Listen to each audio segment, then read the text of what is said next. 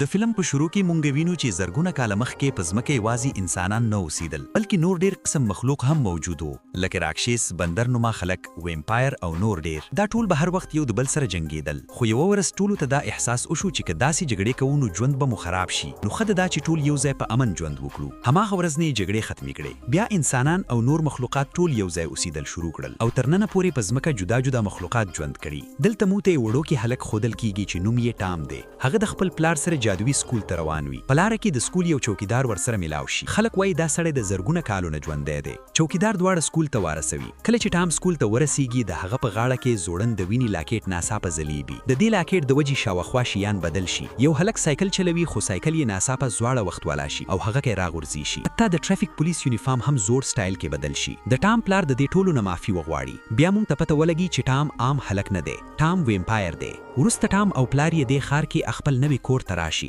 بیا هغه د سکول چوکیدار راشي او د ټام پلار ته وایي که ستا زوی د جادوي سکول کې داخله اخلي نو ډېر ټیسټونه به پاس کول وي خو د ټام پلار سره ډېرې پیسې نه وو بل ورځ ټام سکول ته روان وي نو هلته د یوې جینۍ سره میلاو شي چې نوم یې فایر دی دا فیری ده بیا د یو هلک وولف سره هم میلاو شي دا ویره وولف دی بیا دوی ته معلوم شي چې کله تاسو د اوه کالو شئ نو خپل اصلي طاقتونه به درته میلاو شي ټول ماشومان پرنسپل ته ودرېږي پرنسپل دوی ته د سکول قانون ورته وولي او جادو هم وکړي د هغې جادو سره چې کم نوي ماشومان راغلي وي د هغو طاقتونه ورته میلاو شي فایر وولف او ټام ته هم طاقتونه میلاو شي خو دوی دلې واړه خپل طاقتونه سم نشي کنټرول کولی او صحیح یې نشي استعمالولی بیا ټام پلار د ښار میر پسې لاړ شي او وایي زما سره دومره پیسې نشته چې د زوی فیس ورکړم میر ورته وایي پیسې نشته څه مسله نه ده ته بس د خپل زوی دا د لوینې لاکېټ ماته ناکړه زه به ستا ټول ټکسونه ختمه کم خو د ټام پلار انکار وکړي وایي دا لاکېټ د هغه مور ورکړی دی او دا د هغې اخري یادګار دی زه یې نشم درکولی دا هر څه چې میر ولورېدل هغه ډېر غوسه شو خو بیا هم یې وویل اوکې ته لاړ شه اصل کې میر د ټام پلار هم د دې پاره راغوښتی و ځکه هغه د ټام د وینې لاکېټ اخیستل غوښتل یوه ورځ میر خپل ملګری د ټام کور ته ولیږي هغې لاکېټ غلا کړو او میر ته یې راوړو خو چې کله یې لاکېټ د میر په لاس کې کېښود نه لاکېټ ناڅاپه غیب شو او واپس هماغه ځای ته لاړ چې مخکې چېرته پروت و دلته میر پوری شو چې دا لاکېټ غلا نشي تولی دا صرف هغه وخت ترلاسه کیدی شي چې کله د لاکېټ اصلي مالک یې په خپله رضا راکړي یعنې ټام به په خپله دا لاکېټ میر ته ورکوي بل سهار چې ټام سکول ته راشي و ځینې ماشومان پسې ډېر ملنډې کوي او یې پنګوي ځکه چې ټام ویمپایر دی خو بیا هم د وینې نه یریږي ټام خپه شي او ځنګل ته لاړ شي هلته د خپلو دواړو ملګرو فایر او وولف سره میلاو شي اصل کې هغوی هم خپل طاقتونه سم نشي استعمال کولی هم دا وجه وه چې نور ماشومان هغوی تنګولي دواړو ویل چې مو نور سکول پرېږدو ټام هم ورسره ملګری شي درې واړه سکول پرېږدي او روان شي کله چې درې د پول طرف ته روان وو نو شاته یو توره سایه ښکاري دا سایه مسلسل د دوی پیچا کوي هماغه وخت د سکول چوکیدار مخې ته راشي او تپوس یې ته وکړي بچو چرته ځئ دوی وایي موږ سکول پرېږدو نو چوکیدار خپل یو کتاب خلاو کړي دا د راتلونکي حالات لیدل والا کتاب وو چوکیدار وایي په دې کتاب کې لیکلي شوي وي چې درې ماشومان به راځي او همدوی به دلته د بدو طاقتونو خاتمه کوي بیا وایي او هغه درې ماشومان بل څوک نه دی بلکې تاسو یې ټام ته دا خبرې دروغ ښکاره شي کله چې دوی ته لي چوکیدار غوسه شي ناڅاپه چوکیدار یو لوی دیو ته واوړي او غوښتل یې چې دوی مړه کړي خو هم د هغه توره سایه هلته راشي هغه د ډېر وخته د دوی پسې و هغه سړی دوی باچکالو او خپل کور ته یې بوتل وایي بچو زه ستاسو سکول کې صفایي کوم او زما نوم هنیبال دی بیا دوی واړه هغه ته د چوکیدار ټوله قصه واوړئ هنیبال وایي اوس دپاره دا خبرې هیر کړئ خپل سبق ته توجه ورکړئ بیا هغوی ته یو کتاب میلاو شي چې پکې لیکلي شوي وي په سکول کې یو لایبرري شته هلته جادویي کتابونه دي او یو کتاب داسې هم شته چې د راتلونکي خبرې پکې لیکلي وي نو درې واړه د هنیبال د کور نه ووځي او واپس سکول ته راشي او لایبرري لټلو شروع کړي د ځینو نښو نه ورته معلوم شي چې لایبرري کومه طرف ته دی کله چې درې واړه د لایبرري دروازې ته ورسیږي هلته یو لیوه ولاړ وي خلک وایي دا لیوه د لایبرري خیال ساتي خو د ټام خپل لیوه هم وو نو هغه ورمخکې شي او د هغه لیوه سره خبرې شروع کړي چې هغه دې مسره ساتي هماغه وخت ټام فایر د جان سره والي او لایبرري ته ننوځي خو دننه یوه ډېره لویه قنده وه لاره نه ښکارېدل دوی یوه کاڼي ورواچوي چې وګوري څومره جواره ده ناڅاپه د قندې نه د برېښنا غوندې رڼا راوځي ټام پوه شو چې دا اصلي قنده نه ده دا صرف وهم دی یعنی ایلوژن بیا ټام په خپله د برېښنا اواز جوړ کړي نو هلته پټې ستنې ښکاره شوي هغه فایر د جان سره والي او د هماغه ستنونه تیر شي دا پیله ځل و چې ټام خپل طاقت سم استعمال کړو بیا دواړه اغزې ته ورسیږي چې کتابونه پکې ایښي وو خو کوم کتاب چې دوی ته پکار وو یعنی د راتلونکي وخت چې ښیي هغه کتاب ډېر بره ایښي وو اوس د فایر نمبر راشي هغه فیری وه نو په خپل طاقت والوتله هغې کتاب راواخیستو بیا دواړه واپس راهوځي بل طرف ته ولف هغه چوکیدار لیوه مصروف یخي وي دا ځل لیوه هم په دوی پسې راشي خو بیا هم درې واړه ځان خلاص کړي دلته درې واړو پیله ځل خپل طاقتونه سم استعمال کړل بل طرف ته میر ته معلومه شي چې 3 ماشومان سکول کې نشته دی. هغه په جادویي آینه کې دوی وګوري. هلته ورته ښکاره شي چې دوی سره د راتلونکي وخت چې ښیي هغه کتاب دی. دا هر څه لیدو سره میر ډیر پریشان شي. کله چې ټام کتاب کلاوه کړي او پړاولي شروع کړي پټي د لوسیفر نوم لیکل شوی وي، یعنی شیطان. ویل شوی و چې لوسیفر نه غواړي انسانان او مخلوقات یو ځای په امن ژوند وکړي. هغه غواړي وخت واپس تیر ټایم ته بوزي چې لکه پخوا راکشسان په انسانانو بیا ظلم وکړي، جګړې وي او راکشسان په انسانانو حکومت وکړي. کله چې ټام بل مخ واړوي هغه پاڼه شلیدلی وي، صرف دومره لیکل شوی وي کله چې ټایم پیس کې 13 بجې شي نو لوسیفر با خپل پهلا حمله کوي. دا پړاولو سره درې واړه ډیر غبراو شي. دوی غواړي دا خبره ټولو خلکو ته وکي، خو میر ته هم معلومه شي چې دا ماشومان رښتیا ښکاره کول غواړي. نو میر په دوی جادو وکړي چې دوی رښتیا ویل غواړي نو خولې بنده شي او که څه وایي نو هغه الټا وایي. کله چې ټام خپل پلار ته هر څه ویل غواړي خبرې د خولې نه راوځي. همدا حال نه هغه دواړو ملګرو سره هم وي.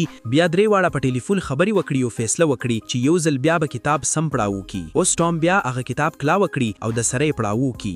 هغه کرخه بیا پړاو کی چې پکې لیکل شوی و چې لوسیفر غواړي ټول راکشسان واپس زاړه وخت راشي. ناڅاپه ټام ته یو خبره ذهن ته راشي. ټام یاد کړي چې زما د ویني لاکټ هم شیان زاړه کولای شي لکه د ټریفیک پولیس هلمټ او د هلک سایکل. نو ټام سوچ وکړي کېدای شي زما دا لاکټ د دې هر څه سره تعلق لري. ټام دا خبره خپل دواړو ملګرو ته وایي. فایر ورته وایي او دا خبره رښتیا ده هم. همدا لاکټ به مونږ زاړه وخت بیا بایي. نو درې واړه فیصله وکړي چې هلته به ځو. هلته چې 13 بجې شي او لوسیفر خپله پیله حمله کوي خو هلته سخت سکیورټي وه. فایر او ولف سکیورټي په خبرو کې بزي کړي او ټام یوازې دننه ولګي. د ټام د غاړې لاکټ ټریک کېدل شروع شي او ټام ورسره مخې ته لاړ شي. ټام یو ځای ته ورسیږي چې هلته یو ډیر غټ کرسټل ایښی و. دا کرسټل بالکل د ټام د لاکټ په شان و. څومره چې لاکټ ور نږدې کېدو شاخوا شیان زاړه کېدل شروع شي. د میر د اسسټنټ کمپیوټر زوړ شي، حتی د ټام بیگ هم زوړ شي. اسسټنټ پوه شي چې ټام خپل لاکټ سره دلته راغلی دی. اسسټنټ زر میر ته خبر ورکړي.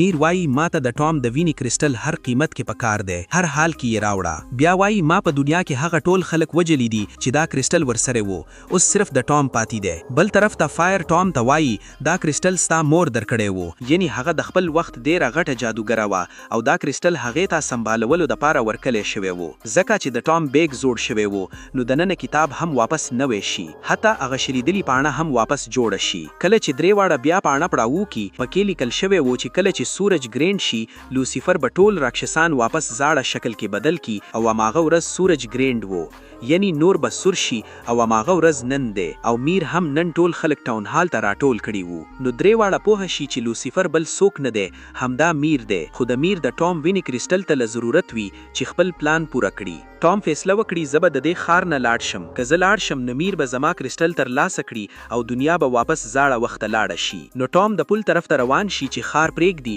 او هم د هغه وختي نه بیا هغه چوکیدار مخې ته راښکاره شي. خو دا ځل چوکیدار ټام نه ایساروي او هغه پرېږدي چې لاړ شي. ټام لږ مخې ته روان وي چې ناڅاپه میر خپل اصلي شکل کې راښکاره شي، یعنی هماغه لوسیفر. هغه دلته راشي او د ټام دواړه ملګري ونیسي. میر وایي که ته د ویني کرسټل سره ټاون هال ټاور ته رانغلې نو زه به ستا ملګري فایر مړه کم. نو میر مجبور شي چې لاړ شي. ټام د ولف سره ټاور ته ولاړ شي. ټام هلته ورسیږي او خپل ویني کرسټل لوسیفر ته ورکړي، صرف د دې دپاره چې فایر ترې دی. لوسیفر وایي بهر ډیر خلک راټول شوي دي او ډیر راکشسان هم شته. زه به دا ټول واپس زاړه راکشسان جوړ کم، بیا به زمون سره لوی لشکر وي او مونږ به په انسانانو حکومت کوو. بیا میر د ټام کرسټل د هغه غټ کرسټل سره یو ځای کی. ناڅاپه سره رڼا راوځي چې لاندې ولاړ خلکو ته روانه شي او هماغه وخت 13 بجې هم شي لکه څنګه چې په کتاب کې لیکل شوی وو. خو ناڅاپه د ټام کرسټل په خپله ورک شي. ټام میر کوي دا زما پلان وو، ما په لاره کې خپل کرسټل هانیبال ته ورکړی وو، اوس هغه د دې نوی مالک دی.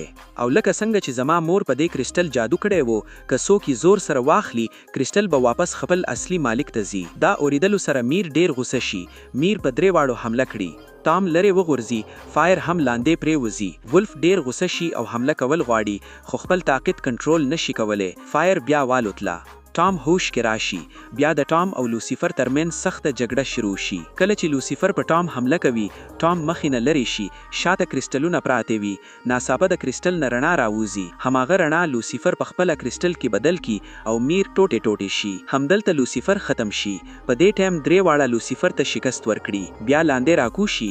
هانیبال هلته راشي او د ټام لاکټ واپس د ټام په غاړي کې واچوي او وایي په کتاب کې لیکل شوی و چې 3 ماشومان به رازي او همدوی بدل ته د بد طاقت خاتمه کوي. اوس 3 واړه خپل طاقتونه ښه کنټرول کولی شي او فیصله کوي چې نور به هر خطرې ته یو ځای مقابله کوو او همدلته